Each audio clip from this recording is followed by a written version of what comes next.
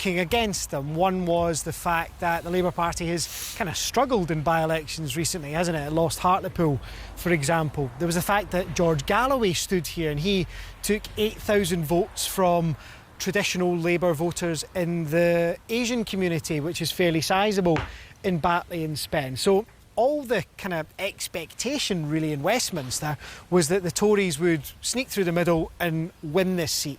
The fact that hasn't happened means that Labour are breathing a mighty sigh of relief this morning, and I suspect the biggest of those sighs of relief will be from Sir Keir Starmer, because if the Labour leader had seen another by-election loss today, then he would have been in real trouble, and there would have been a lot of talk about leadership challenges, about the future of the party, about whether he had any prospect of really winning power at any stage if he was losing these by-elections halfway through a Conservative term. The fact that hasn't happened means his supporters are in a pretty good mood this morning, and they're saying, well look, this shows that some of the questions being asked about him over the last few weeks have been a bit overhyped and that he can win.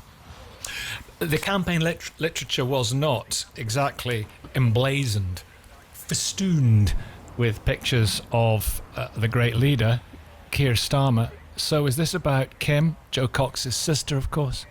Was this about Kim or was this about Keir?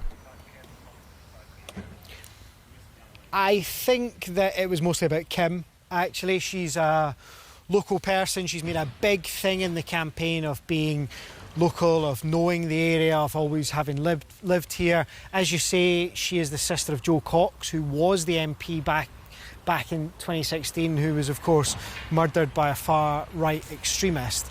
I think a lot of this was to do with the local candidate. She's very popular. We've heard a lot of stories in the last week or so about